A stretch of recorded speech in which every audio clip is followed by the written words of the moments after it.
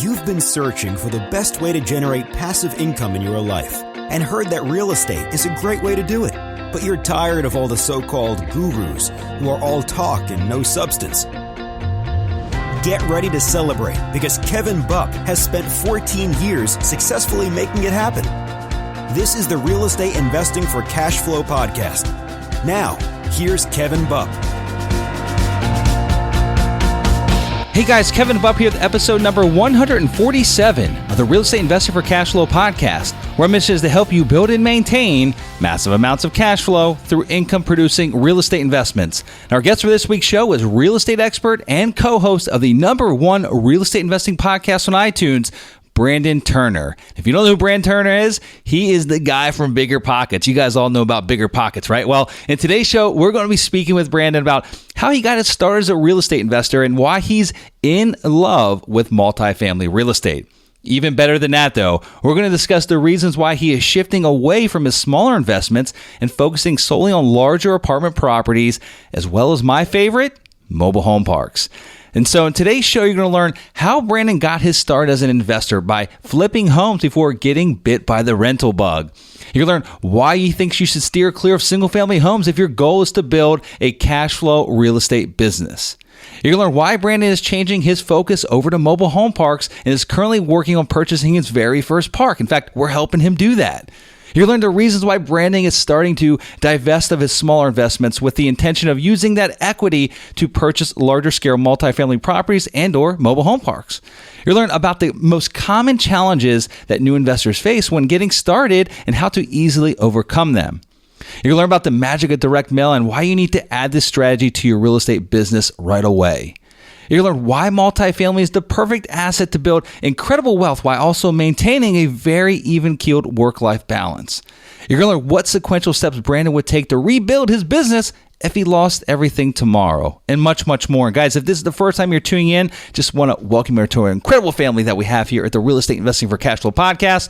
Or if you're one of the many thousands that tune in each and every week, I want to thank you and let you all know how grateful I am that you're here with me, okay? And just a few quick items before we get on to the interview with Brandon. First and foremost, this is a big special treat, okay? I've got a huge announcement that I want to make. I've been keeping it secret for a while now, actually going on 2 years, but I wanted you guys to be among the first to know. Now, as you probably already know, if you've been listening to me for any period of time, I've been a full-time real estate investor for more than 18 years now, and I've had hundreds of single-family rentals, hundreds of apartment doors, along with a magnitude of other miscellaneous commercial real estate along the way. But until about 5 years ago, I had no clue what I was missing until I discovered the holy grail of real estate investments, which I think is mobile home parks. Well, after the hundreds and the thousands of requests from the many of you whom I've personally either communicated with via email or phone calls or even in person over the last few years, my business partner, Charles Dehart, and myself are writing and releasing a book on mobile home park investing. Now, we've kind of been secretly working on this behind the scenes for the last 2 years now, and we plan on completing within the next couple of months, okay? So it's coming up really soon. And as a gift to you guys for being such loyal listeners, and prior to putting it up for sale on Amazon, I'd like to offer you a copy absolutely free, okay? Now, I will tell you that this will be the most comprehensive book that you've ever read on the topic of mobile home park investing. I know it's out there. I've read them all, okay? And it's going to show you exactly how you can start achieving 20, 30, 40, 50, even 100% cash-on-cash returns and create a lifetime of monthly cash flow in this incredible niche, okay? This is all I invest in. I love mobile home parks, okay? If you guys want a free copy of this book, just text Kevin to 41411 and get placed on my VIP list to grab your copy before anyone else gets it, okay? Again, just text Kevin, Kevin, to 41411 and be put on the VIP list to get a copy absolutely free as soon as I release it, okay? Also, if you're an accredited investor, and you're looking for a passive investment opportunity, okay, and you're looking to team up with a group of experienced operators, then you need to check out the partnership opportunity that me and my team have at Sunrise Capital Investors, okay? We are currently looking for investors just like you who are seeking above average returns to partner with us on deals, okay? We have multiple mobile home parks in contract now and have numerous others that are in the pipeline, and we're looking for serious investors who want to partner with our winning team. Now, I can tell you that I keep my finger really close on the pulse of the various other investment offerings that are being offered out there, multifamily and in different commercial real estate niches. I mean, I go to all different crowdfunding sites. I know what's out there, and I haven't seen anything that can hold a candle to the opportunity that we're offering. You can get more information about our company and download our investment prospectus by going to sunrisecapitalinvestors.com or by calling 888-260-9455. Now, we have a secure investor portal directly on our website, and you can download and review all the investment material and see if it might be a good fit for you. Again, go to sunrisecapitalinvestors.com, or you can just call us, 888-260-9455. And just another real quick thing I want to mention here, we have a large majority of our investors that are taking advantage of investing with us through their self-directed IRA. So if you currently have a retirement account that just isn't really performing up to your standards, we need to talk, guys, okay? We've actually partnered with a local company here. Actually, they're a national company, but with their local branch, Advanta IRA. It's actually the same company that I use for all my self-directed investments. They're here to answer questions for you. In fact, we've created a special landing page, which I'm going to place in the show notes, and that is info.advantaira.com/Sunrise Capital. Now, I know this is probably hard to remember as you're driving or jogging on the beach or whatever you're doing at this moment. And so I'll put it in the show notes so that you can go ahead and click on that link and get sent directly to that website. If you have a retirement account and you'd like to learn how to invest passively in our opportunity, okay, you can go to that landing page. And again, sunrisecapitalinvestors.com, that is our company website. And just another little surprise I want to mention, I'm sure there's probably a large majority of you guys that you might be interested in more active investments, right? Like I'm an active investor. I don't want to just sit back and, do nothing with my time. I want to be out there, rolling up my sleeves and getting my hands dirty. Okay. So if that sounds like you, if that sounds like that fits your personality, then I've got a special offer for you.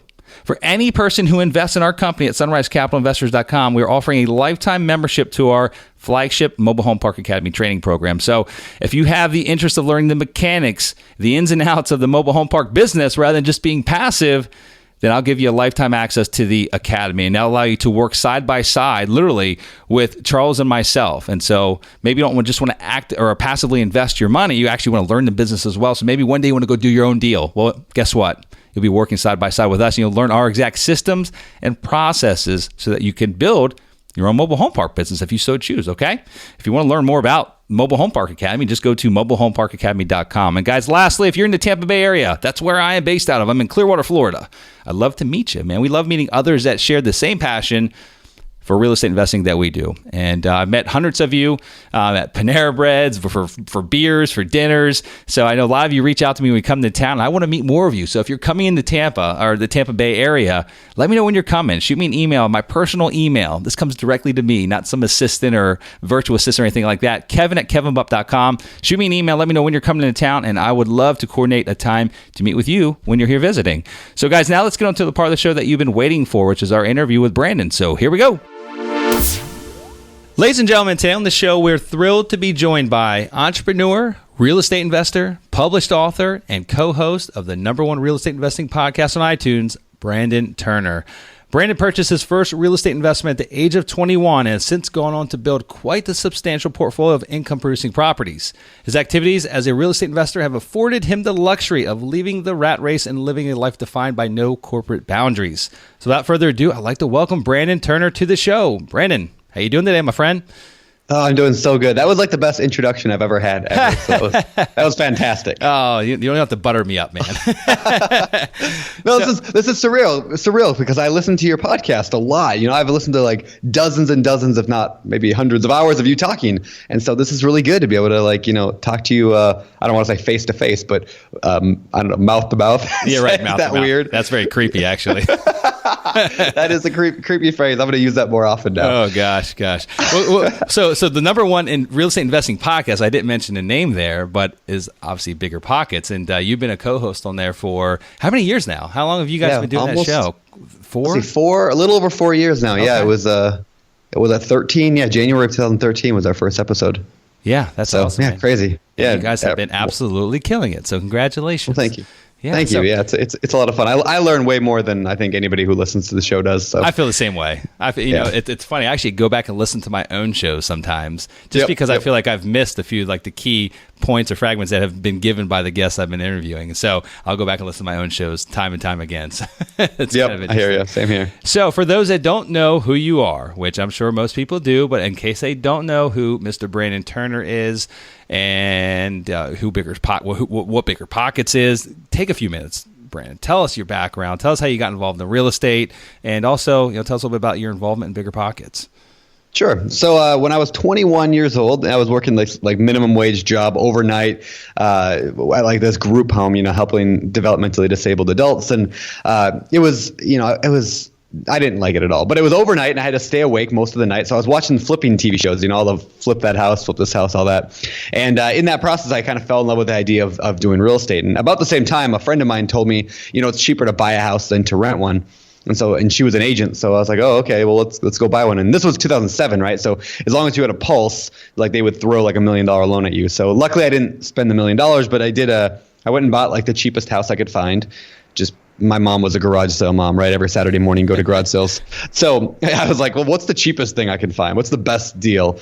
And I found a cheap, nasty little house for $80,000 and fixed it up, and then ended up selling it and made a little bit of money. And I thought, man, that was a lot of fun. So I decided to become a flipper, which didn't really work out because back in 2007, 2008, market crashed, and I ended up turning my flips. I was doing just a couple at a time, turning them into rental properties. And I really fell in love with rental properties. And I thought, flipping houses was just a job. But when I bought a duplex, for example, and I lived in half of it, the tenants come over and gave me $650 for rent, and my whole mortgage was $620. Like that concept just changed my life. And I realized, well, I could just keep doing this, and eventually, I can get a tenant to pay for my student loans and my car payments and my vacations and everything of my life. And so I just started collecting units.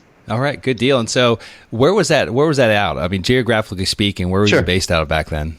So everything back then and today, I've done everything in the same county, which is Grays Harbor County, which is about an hour and a half, maybe 2 hours southwest of Seattle. So we're like kind of a beach area near Seattle. So it's everything about that very first property all the way up until where I live today. I am looking to expand. I set a goal not to buy anything in my county this year, and I'm only looking outside the county, but trying to diversify a little bit. But yeah, so that was you were diving into things when the world was crashing down on me. Yeah. So yeah, it's a weird time for a lot of people. Yeah, no, it was a very challenging time. The most challenging time I've ever experienced in my life. But I'm a stronger investor because of it, so it's okay. So tell me about. Basically, you're buying, like you bought that first flip, you made money, and then you had mentioned that you started flipping more, but then came the time of 2008 to where obviously the market crashed and flipping really wasn't a viable strategy at that point in time anymore, and you converted to rentals. Based on the amount of debt and how much you paid for properties, were you still able to cash flow? I mean, right out of the gate with those properties, turning them into rentals? On paper, yes. In reality, what I know now, not really. I say that because let me give you a perfect example. The very first flip I ever did that was not the house I lived in. I bought that property for $52,000, and then I put probably close to $50,000 into it. So I had about $100 total into it, and it rented for about $1,000 a month. So we call it I call it like the 1% rule, or the purchase price was, or the monthly rent was 1% of the purchase price. And the tenants pay their own water, sewer, garbage. So on paper, especially newbies, would look at that and say, well, yeah, that should cash flow. My mortgage was $600 and something a month, or I think it was $650 with tax and insurance, and the tenants paid almost $1,000, so clearly I should be cash flowing. The truth, though, is every year there's a couple maintenance repairs, things go wrong. I didn't have any vacancies for 8 years on that property. Wow. However, yeah, it was great. Like the person lived there, but 8 years later, the tenant decides to get into drugs. He ends up him and his significant other separate. He ends up not paying rent for a while. We tried to work with him because that was, we knew him. I mean, we've known him for 8 years. We tried to work with him a little bit. That never really works out. Ended up having to start the eviction process. And then he burned the house down, or at least partially down. Oh my gosh. He went and lit a fire in the kitchen during the eviction process, and supposedly accidental. He happened to leave a box on the counter after all his stuff was out, and just the garbage. I mean, thousands of pounds of garbage were left. Anyway, so of course insurance takes care of it. We get a new kitchen, new upstairs, they repaint and sheetrock and all this stuff. But after everything's said and done, I still lost 15 grand on that thing, just of the stuff that insurance didn't cover because it wasn't part of the fire, just his crap that was left in the backyard and all this stuff. All I have to say is I added up the numbers. How much did I actually make in cash flow over those 8 years? And it was about $15,000, almost exactly. And so all the money I made, I then lost in one foul swoop. And so that's why I say on paper, yes, I cash flowed on a lot of those properties. But in reality, there's just things that happen. Even if it wouldn't have burned, I would have still had to pay probably 15 grand to just clean up his mess. And, I've learned a little bit about managing tenants since then, and I would never have rented him in the first place today. Yeah. But tenants can be brutal. It's funny. We have a mobile home park we're buying right now, and we just realized there was an environmental issue about a month ago.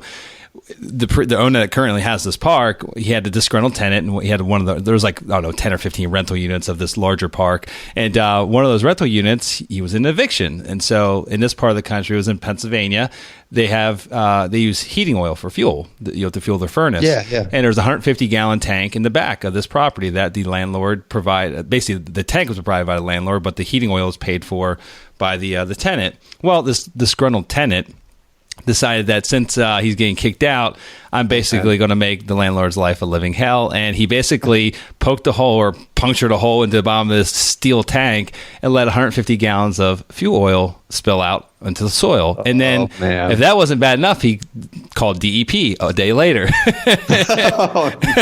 Yeah, I'm like, oh my gosh, I've never heard that one before. So that's rough. That's rough. It's actually not as bad as what it sounds. I mean, it's going to cost him about 30 grand to get it cleaned up before we buy it, to remediate it, to dig the soil out, this, that, and the other. But you talk about disgruntled tenants, man. They can definitely add some gray hairs to your head for sure. That is so true. It's so important to screen for good tenants because you get the wrong one in there, and you can't always guard against it, but you can hedge your bets, I guess, against those bad ones. I will promise you that he did not screen that tenant. Yep. I know his business model now, and I know he's been running that property, and I can promise you that he did not screen that tenant before he moved in there. So, yep.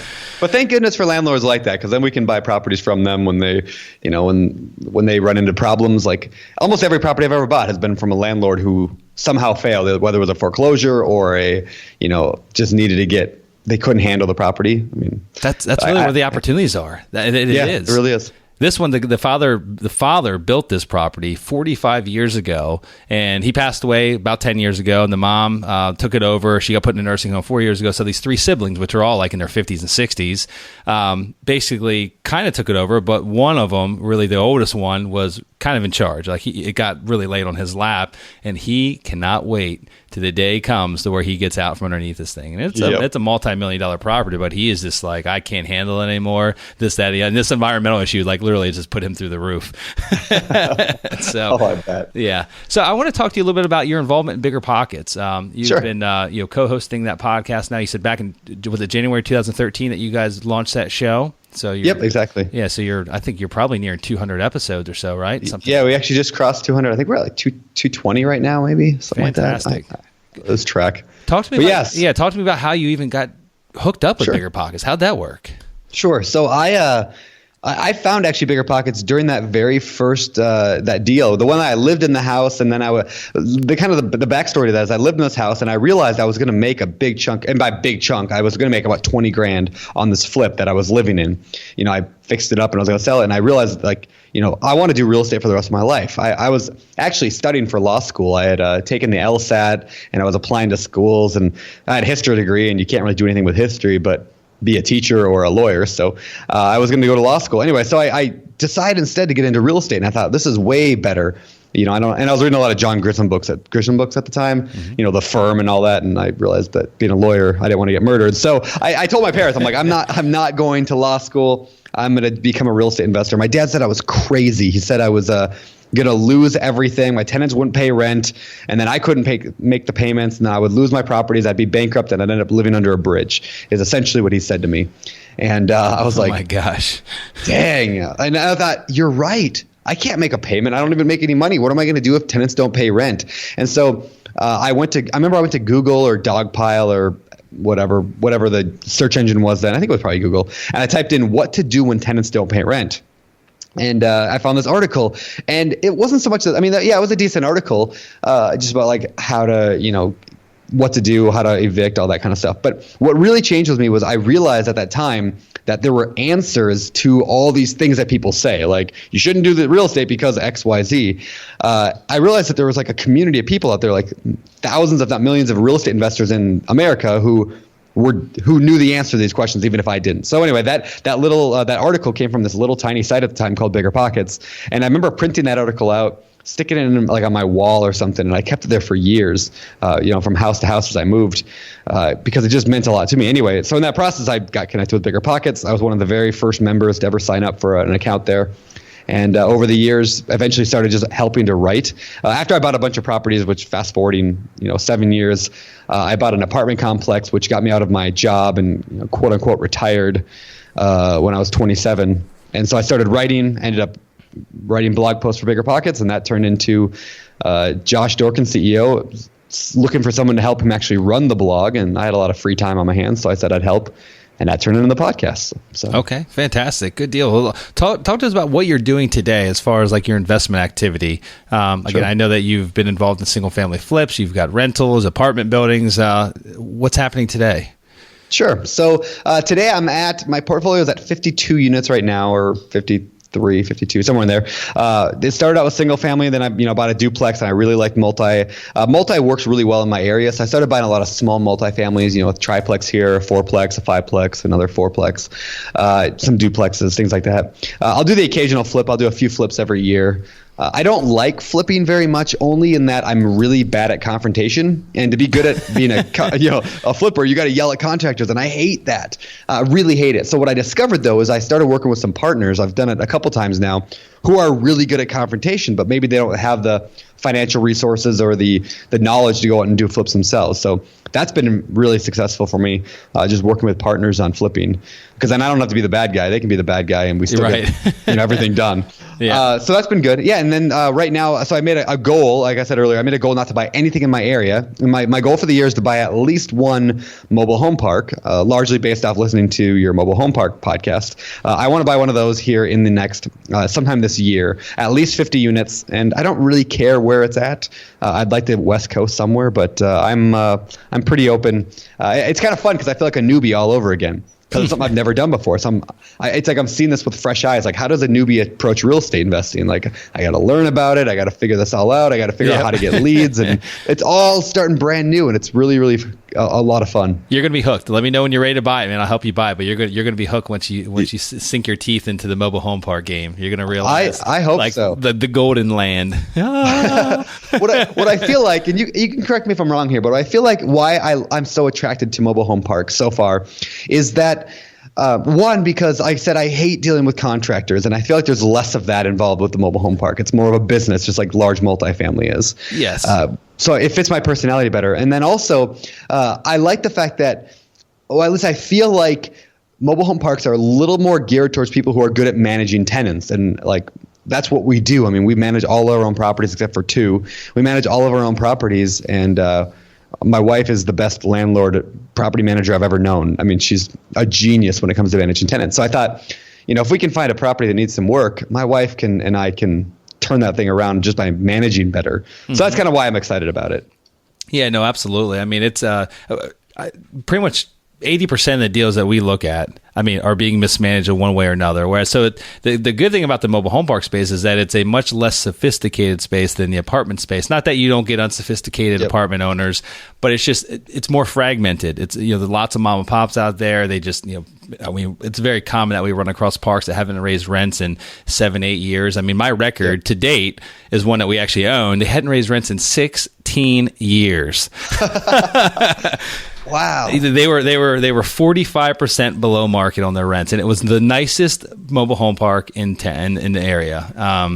They just, very easy upside, as you know. Yep. That's what I love that idea. I love that. I love the idea that I can manage these properties into greater profitability. So talk to me about, so you own 15 units today, and you're basically retired. Managing units it's not fully passive. That's why I say quote unquote. Yes. Yeah. Yeah, so retired. like the dream of like having a bunch of units and sitting on a beach and not even answering your phone and drinking Coronas all day long. It doesn't. Although you did just get back from Hawaii surfing for an entire month, so maybe it does exist. Maybe I'm just doing it the wrong way. But so 52 units, you're retired. Would you say that it's in today's world, like, and you have a bunch of smaller multifamily, would you say that that's a very viable option for those that are looking to invest? I don't care what you're investing, whether it's mobile home parks or single family homes or apartment buildings, that and once you get to that scale where you're at today, that, you know, you really should, if you buy them right, you should have enough cash flow that you probably can replace the normal 9 to 5 type income. Would you say that that's a very viable option to do? I do. I mean, obviously today it's a little bit harder to find good deals. The way I look at it, though, is kind of the same way I did when I started. Now, I've shifted a little bit, so I'll explain both the way that I used to think and the way that I do now. When I first started, though, I thought if every unit I bought gave me $100 per month in cash flow, then I can just work backwards and figure out how many I need to be able to quit. So at the time, it was I needed $3,000 to pay all my bills. Like, I live in a fairly cheap area, and I thought, $3,000 a month, I would call that good, and I would have enough to pay all my bills. I'd have that, financial freedom. And so I thought, well, $100 per month per unit. And when I say that, I also mean that's after everything. I mean, that's after utilities and vacancies, setting aside money for repairs, capital expenditures, all that stuff that adds up. If I can get $100 per month, so it means a 4-plex gives me 400, and 8-plex gives me 800. Then if I needed $3,000 a month, I just need 30 units. If I needed and it doesn't matter what those units are. They could be single family houses. They could be a 30-unit apartment building would get me there, whatever. So at the time, that's what I wanted. So when I got to 30, it was like 34 units. I quit my job, and that's when I quote unquote retired. Now I've thought a little different about that today. And that I still think that works. I think it works perfect. You just set that goal. How many units do you want? You go out and buy them any way you can, as long as they meet your metrics and your numbers. And they're not going to get you off track. Like, I collect units all day long. What's changed for me, though, is I realized that there's 2 levels of financial freedom. There's level 1 financial freedom is it pays all your bills, and for me that was originally like $3,000 a month. Now that's a little bit higher because I have a little bit nicer stuff and a little bit nicer house, but still I still have that level 1 financial freedom. What I'm shooting for now is level 2 financial freedom, which is I can do whatever I want, whenever I want financial freedom. That's the I make millions of dollars a year in income, and I've got people to run everything. I'm definitely not there. But the level 1 financial freedom, sure. Like right now, my properties could pay all my bills if I had to, and I could even go back to doing my own maintenance if I really had to, if things got bad.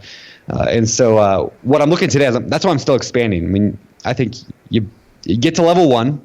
And then you can, if you want to quit, great. Then you could jump in full time into getting to level 2, and that's kind of what I'm doing right now. Okay, that's a great plan. It's a great way to look at it as well. So, where does level 2? Where do you need to be with level 2? I mean, like, and then you mentioned like millions of dollars a year of income. Is that like level 10 or is that level 3? I don't know. I feel. I mean, obviously, you can go as much as you want. In my opinion, I mean, if I had $500,000 a year coming in passive cash flow with management in place, like where I'm not managing it, and I had $500,000 a year, I'd call that like level 2 for me. I'd say that's like, that's money that would be very, very hard to ever spend that much money. You know what I mean? Unless I'm really crazy and buying jets and all that. But it's kind of I don't know, I'll say goal for me to get that to level, but I guess that's where I'm headed. I feel like that amount would just be stupid rich passive income. Yeah. And go from there. So there's a certain point in time where scalability becomes an issue from like a management perspective, and you guys are basically self-managing, and you said your wife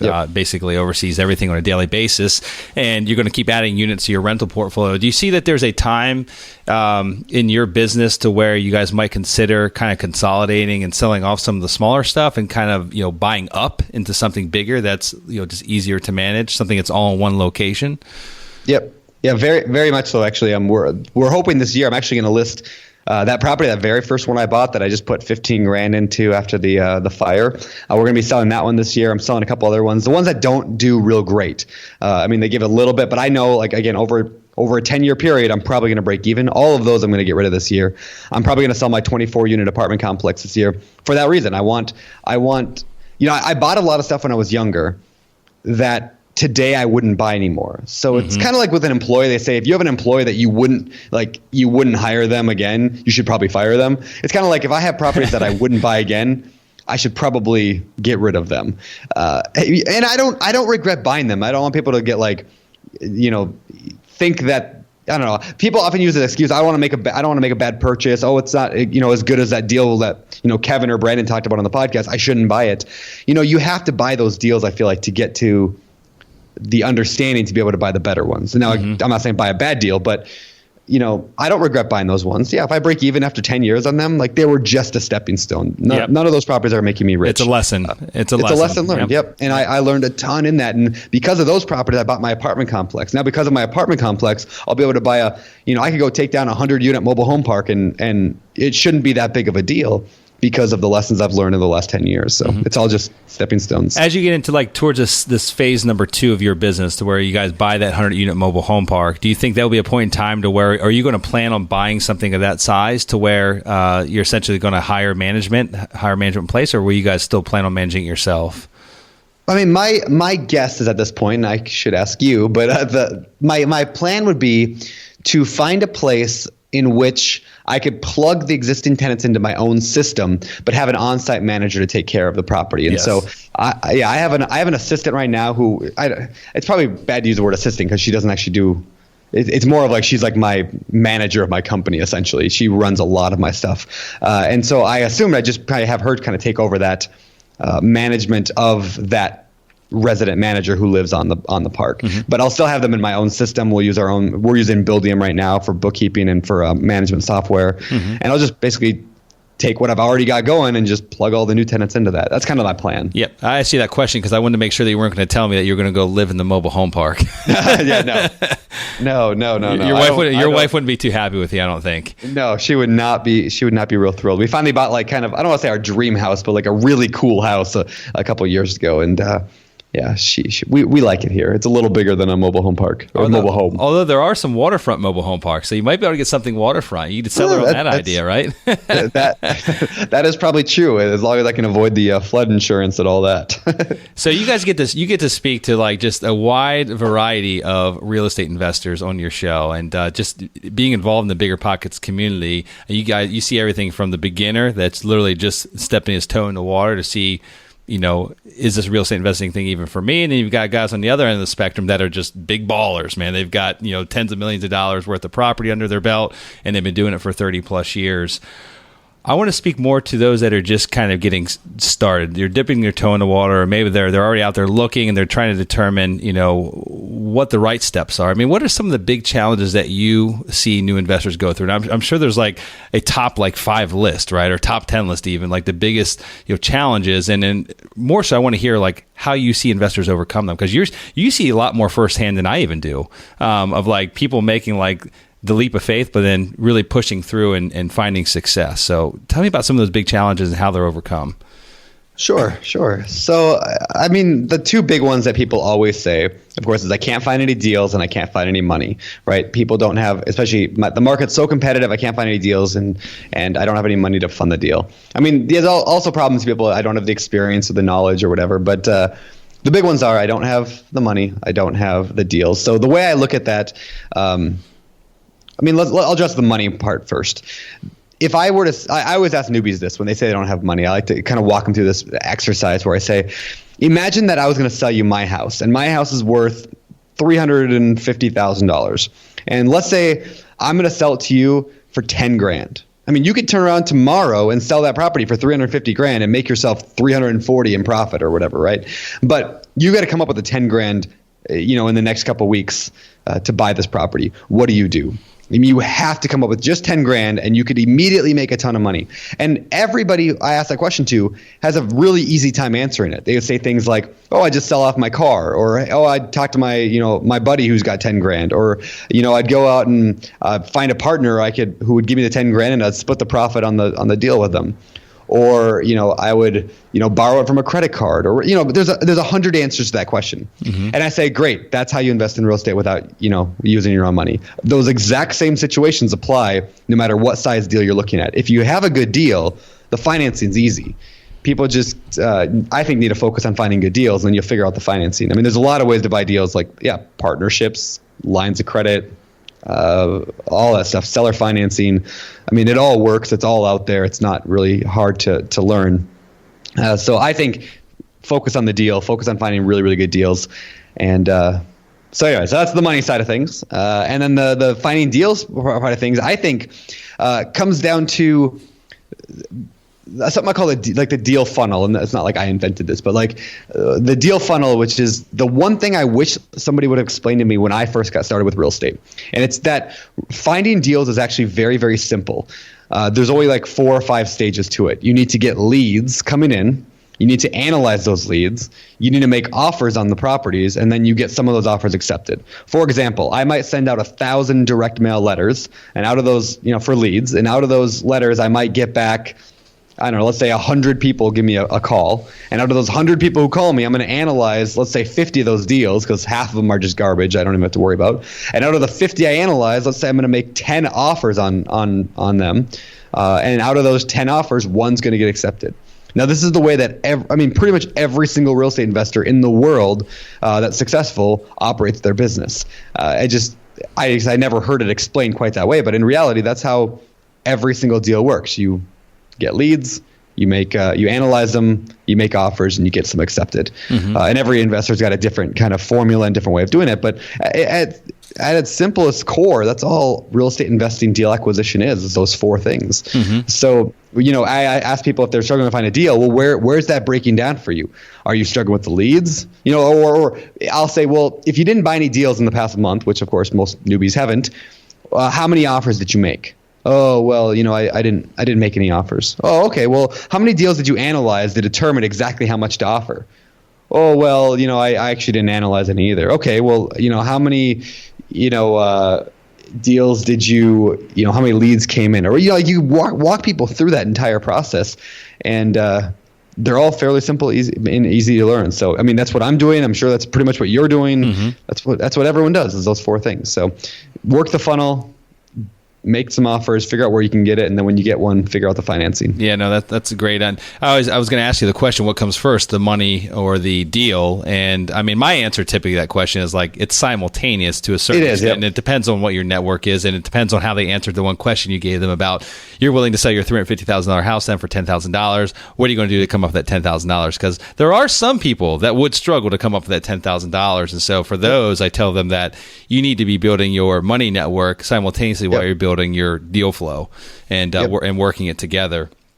There's a thing I put it on Instagram the other day. I'm a big Instagram fan, and so I made this little fancy little picture, and it said there's 4 things that are required, or I shouldn't say required. There's 4 things in real estate to be successful. You have to have money, or experience, or knowledge, or hustle. Those 4 things. So again, that's money, experience, knowledge, and hustle. You only need 2. And you only need 2 of those. So you can have money and experience. You could be successful. You could have money and hustle. Or if you don't have money, you could have experience and knowledge, and you could do it as well. Or you could have just hustle and knowledge, or just hustle and experience, right? So any of those 4 things, you can combine 2 of those. So if you don't have any money, well, compensate by building up your knowledge base and become the smartest person in your area at a certain niche, and you're not going to have a problem. And then go hustle, and you're not going to have a problem. You can get a deal, you can get financing, you get all that because you've got those 2 things. But people come too often, they don't have any of them. They don't have any hustle or motivation or drive. They don't have any knowledge. They got no experience. They got no money, and then they're asking how to get started. Like, well, forget the money side of things for now and just go build the other ones, and then you'll figure the money out. Yeah, and if you're actually lacking all of them but the hustle goes a long way. It does, yep. Hustle goes a long way because hustle will give you eventually the knowledge or the experience. Like, you go and make, if you'll see you have no experience at all and you have no knowledge at all, you have no idea what you're doing, but you've got this massive hustle, and you get out there and you just start throwing out stupid offers, and some guy's going to tell you, this is not how real estate's done. You're being stupid. Try this. And then you do it again, and you learn a little bit. You learn a little more. And just by pure hustle, you'll gain knowledge and experience. Yep. No, absolutely. I want to bring up something real quick. You mentioned direct mail during our conversation there in the last 5 minutes. And I wanted to ask you, based on like your current portfolio, give me an idea of like where a lot of those leads came from, because I know times have kind of changed a little bit. But are you a big proponent of direct mail? Is that where a lot of your leads originally came from, or were they brought from other investors or brokers, brought off the MLS? Give me an idea of where how you've built your portfolio. All of the above. But yeah, I'm not a huge direct mail marketing guy. As much as I believe strongly in it and I know that it works, I haven't needed it. I consider direct mail like this machine that when you turn it on, it spits out leads. I see it working all the time. All of the top investors that I know use direct mail marketing. Last year, I used direct mail marketing and I got some deals from it. Like, it just works when you work the system, when you work it right. I mean, it's not guaranteed, but it works when you work it. Last year I got, Last year I got one deal off my website. I got another one off direct mail marketing. I got one off the MLS. I got one from just a word of mouth referral to my assistant. Just somebody, her mom knew somebody who wanted to sell. I got another one off, what was it? Was it Craigslist or Zillow? I got one off of Zillow. So really it's kind of a variety of ways. I would say my portfolio primarily has been built using the MLS. But even that, my 24 unit apartment complex came from an old couple at church. Like, I was at church one Sunday, and I just read the book, The ABCs of Real Estate Investing by Ken McElroy. And I love that book and I thought it was fantastic. And I was really pumped up and excited. And I was talking to this older couple that I had known for years, and I had no idea they did anything with real estate. And I just mentioned to them that, man, I just read this book and it was on real estate investing with apartment complexes and fixing them up. And I love that idea and I can't wait to do that. I'm going to do that someday. And that's a 24-year-old kid, just being excited. And they looked at me kind of funny and said, well, we actually have a apartment complex that needs to be fixed up that we're looking to sell. And it was like, it was perfect, right? I got lucky, extremely lucky. But what's that phrase? Like, luck is where preparation meets opportunity. Yep. Right? Yep. Yeah. So I read the books. I had already been investing for a number of years, 3-4 years, buying single families and some small multis. I was telling everybody I knew that I wanted an apartment complex, and this couple happened to have one. So, yes, it was luck, but it was also like I was pushing that. I was ready, and so anyway, that came from just word of mouth and. It pretty much all works. I'm going to be using direct mail marketing with the mobile home park search. I've built my data. I have a pretty good sized database right now. I've been working on that for the past month or two. Again, leads. And now I'm going to start sending the direct mail out and phone calls and all that good stuff. And I'll start having conversations, and then I'll start analyzing deals. I'll start making offers, and I'll get some accepted. And I'll just start working the same funnel that I tell people, if you're looking for your first deal, your thousandth deal, same thing applies. Yeah, and the biggest secret with direct mail, assuming that you have a quality list, like this is just one point I want to make here. Assuming you have a quality list, so forget about that side of it, but you got a good quality list you're mailing to, is to be consistent with it. And that doesn't matter whether you're sending out 10 mailers or 10,000 mailers. You can't do it just one time. You might get one deal out of it, like you might get the timing right and have your letter land in someone's lap at the right time where they're motivated, where they're going to call you and it's going to be a good opportunity. But you're going to find that if you just keep mailing to that list of 10,000 or whatever the number is, 10 or 10,000 over and over and over again, the more times you do it, the better. We typically mail 4 or 5 times a year to our same list, and it's a pretty big database. But every single time, some of these people have received like 20 mailers from us over the past couple of years, and they don't call in the 19th, they call in the 20th one. Yep. And, it's crazy. And I heard some stats once about that, about where the average, some direct mail big company did this and figured out it takes an average of 7 or 8 mailers to get for somebody to call you on a piece of direct mail.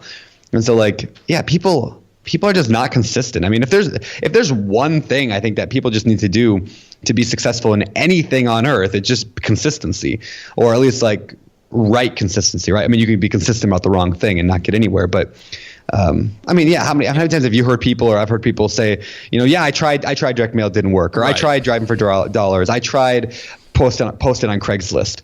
And I'm like, none of that matters. I tried going to the gym. Yeah, last week I went to the gym. I worked out for an hour and a half.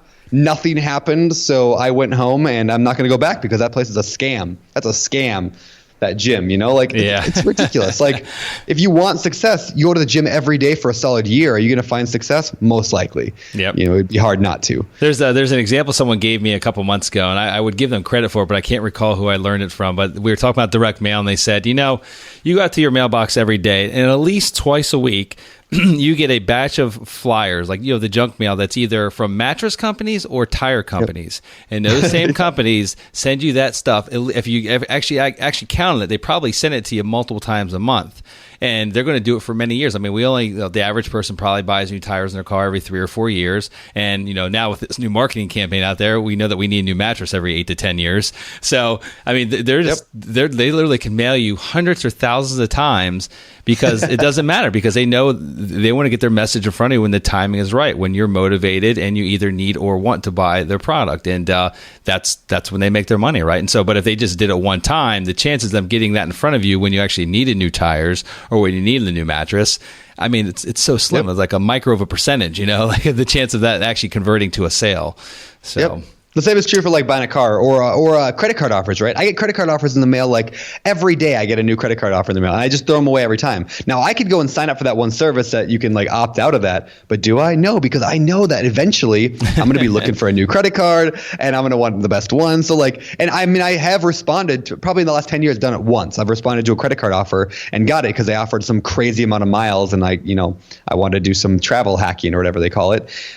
But I mean, it's the same thing. Eventually, if I and actually let me on that note, when I was buying that 24-unit apartment complex from that couple, they came to me one time, and I thought they were just negotiating, but they weren't, because later we became really good friends. And anyway, like they got a piece of direct mail, and they told me at the time, they just said, we got somebody who's interested in buying our property, and so we called. We're in discussions with him as well.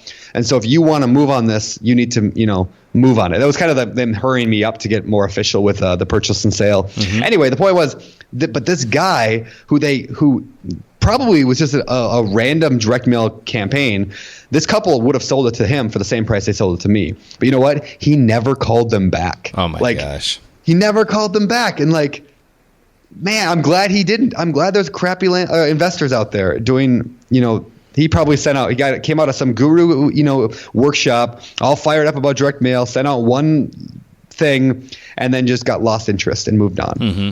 Yep, that's sad. But hey, you got the good opportunity out of it, right? Yeah, exactly. I got the opportunity out of it. I jumped at it, and so yeah, direct mail. I mean, it's going to be a schedule when I do it here. It'll be every either quarter or whatever. We'll have a system set up so that it happens over and over and over and over, and I'll commit to it for years because I know that it always pays off in the end. And you know what happened? That guy that sent that mailer and didn't call them back is telling everyone else, I did direct mail, but it didn't work for me. I know, right? That is so true. The sucker.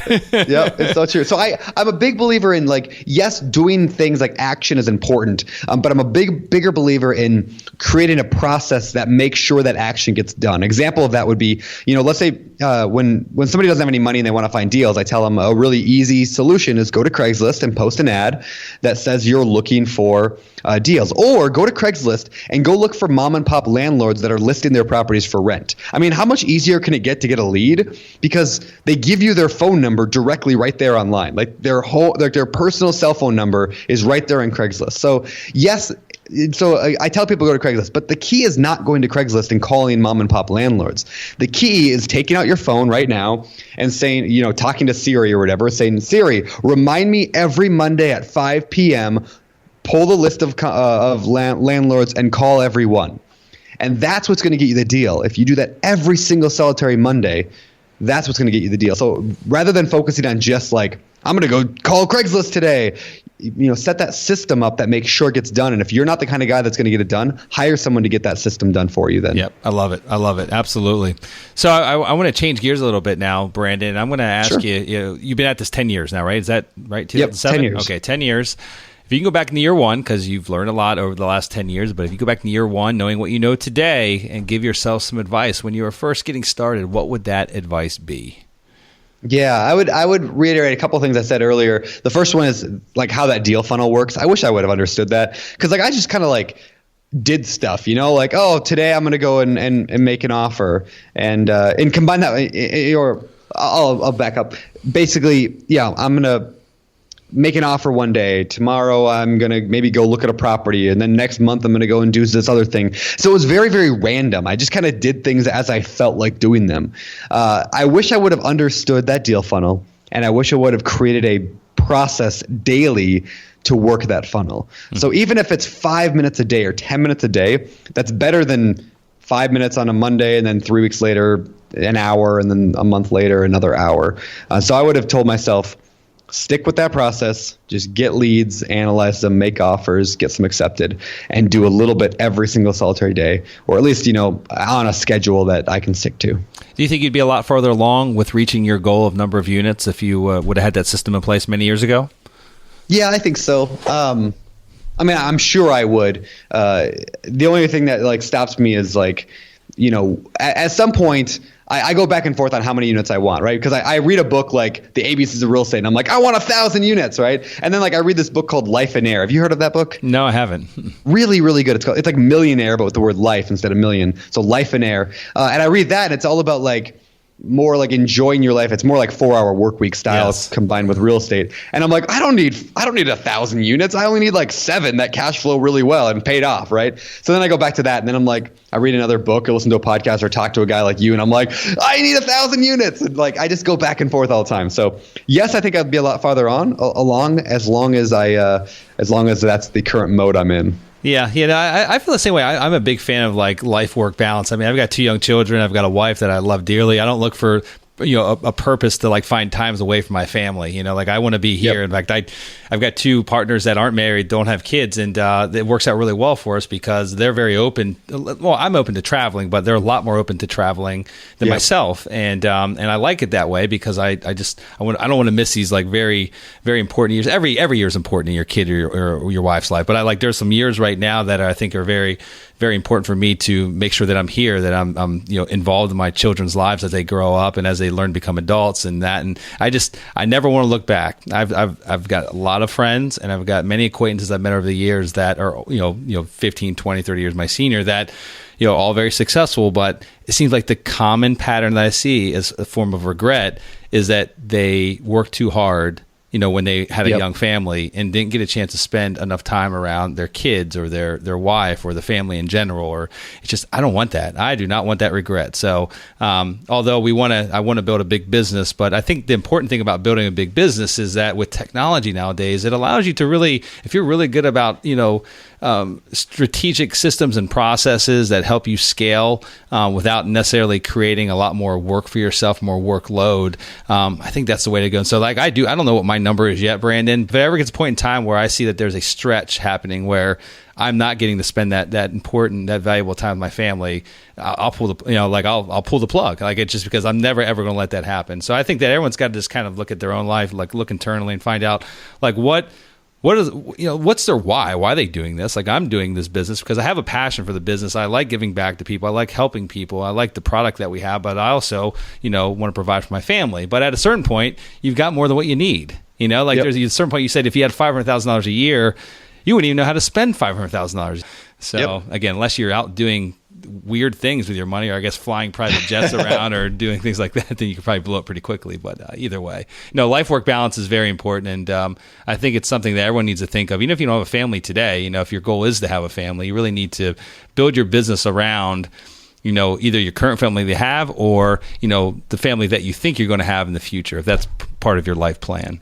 So, yeah. Yeah, I agree 1,000%. Yeah, I got a little girl, Rosie. She's a year old now. She turns a year this Friday. Oh, that's awesome! And congratulations! It's so much. Yeah, it's so much fun. Thank you. It's the best thing ever. And so, even if I had that 500 or 600, $1 million a year in cash flow, I'm sure I would still do real estate in some way. I'd still hustle. Because it's our passion, right? It's hard. It's our blood, I think, to do it. But it's not work to me. I mean, it's really not work to me. But it does take time. It's not all passive. Yep, exactly. But at the same time, I want to make sure that I can be there for every single soccer game she'll ever be in, and I want to be there for every school field trip, and I want to be, I want to take vacations with her all the time, and I want to be the world's best dad, but also be able to do fun stuff with real estate. And that's another reason I like the idea of mobile home parks is I think that in multifamily, they're scalable to a degree where I don't have to be involved in much as I do on my own properties right now. Yeah, absolutely. You're absolutely right. So I'm going to ask you a tough question now, Brandon. Sure. I don't ask it that often on the show, but I'm going to throw this out there to you and try not to throw you off course too much. Sure. If you lost everything today and you had to rebuild your real estate business all over again in a brand new city, brand new state with no contacts whatsoever from former partners or investors, and you only had a couple $1,000s to your name, what steps would you take to do this and why? Sure. So, I mean, assuming I still know what I'm doing, at least knowledge-wise. If I didn't, I would learn it, and either way, in a new city, I'd have to learn that. I think networking is super, super, super important because every area is different. I'm a big fan of partnerships when it comes to if I have no money. Like if I had no money, I'd do a partnership. So here's what I'd actually do. Like step by step, my actual plan would be this. I would start a local real estate group if there wasn't already a really good one in my area. I would start one. So Bigger Pockets. I'll throw in a plug here. So we have a page, biggerpockets.com/events, EVENTS. It's where anybody can go. Well, I guess I think you have to be a pro member to make an event. But anyway, I'd make an event and just say, hey, we're getting together at this local bar or club or whatever, some meeting place. The Ram restaurant works really well around here in the Pacific Northwest. We're going to get together, have drinks, talk about real estate. And I'd do that every single month. I'd have one meetup every month, and I would be the guy that organized it. The reason why is because when you're a guy who organizes or a girl who organizes an event, you're seen as like the leader of that event, and everyone wants to know you and talk to you. So I would become the leader of a small local networking group that would grow into, 50 people show up every month for this networking event. Out of them, I could guarantee you I would find hard money lenders, private money lenders. I'd find partners. I'd find wholesalers who've got deals. I'd find people who have got hundreds of units that can tell me exactly how they did it. I would take those guys out to coffee, out to lunch every week. And I would really focus on building that strong local network of people who are successful and putting together that puzzle. And from there, I think it would be probably pretty easy to rebuild what I've got. I love that. No, that's a great way to do it. I mean, gosh, it doesn't cost any money really. Really nothing. Oh, and then you got meetup.com. You might have to pay a little bit for that, but yeah, still, like it's very inexpensive to get something like that going. That's a great idea. Awesome. I love it. So, Brandon, now we're going to enter what I like to call the Golden Nugget segment of the show. And this is really just where we round things out for the day. I'm going to ask you if you wouldn't mind leaving our audience with one last final Golden Nugget of advice or wisdom that would inspire and motivate them as they progress in their real estate investing career. What would that one last final Golden Nugget be? Sure. I'm gonna cheat and give you two things that mean a lot to me, and they're kind of a summary of what we talked about today. But the first one is a quote by Jim Rohn. He says, it's one of my favorite quotes. I said, life does not get better by chance. It gets better by change. In other words, like if you're somebody who's trying to get started with real estate or trying to take your real estate to the next level, like that does not happen automatically. It does not happen naturally. It doesn't happen without you making a massive change in your life to get there. And so if you want something different, you have to do something different. And so figure out what that is. And that kind of goes into the next thing, which is another quote. And I'll probably butcher this one because it's kind of long, but Hal Elrod, the author of The Miracle Morning, which is a fantastic book, he said in his book, basically, if you define your process and commit to it for an extended period of time, the results take care of themselves. And it kind of goes back to what I was saying earlier. If you're trying to, this works in any industry, whether it's sales and marketing, whether you're in real estate, whether you're talking about losing weight, whether you're talking about anything you want to do, don't focus so much on the goal. Focus on that process. So if I want to lose 20 pounds, I could put up a picture on my wall of a guy who's got a six-pack, but that doesn't do anything for me. I could put a vision board together. I could chant. I could hum. I could say affirmations. I could do all these things that, sure, they might be good for you, but at the end of the day, they don't do it. What's going to help me lose 20 pounds? I'm going to diet and I'm going to exercise every single day.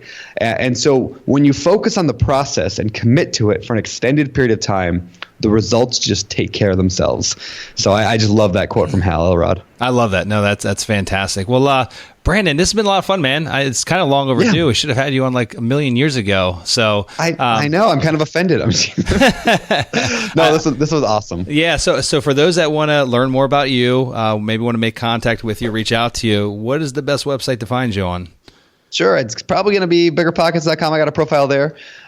You can find me. I'm sure it won't be too hard. Or hit me up on Instagram. My Instagram handle is Beardy, like beard with a Y, Beardy Brandon. So, Beardy Brandon. That's creepy. Beardy too. Brandon. Yeah, you're talking about we're talking mouth to mouth. I'm talking mouth to mouth with Beardy Brandon. There you go. Brandon, it's been a great time. Really appreciate you coming to the show, bud. You have a great week, okay? Hey, thank you too. Congratulations! Now you've got more of the best tricks of the trade in building massive amounts of passive income from real estate. For more amazing resources, visit realestateinvestingforcashflow.com. And we'll see you next Monday morning.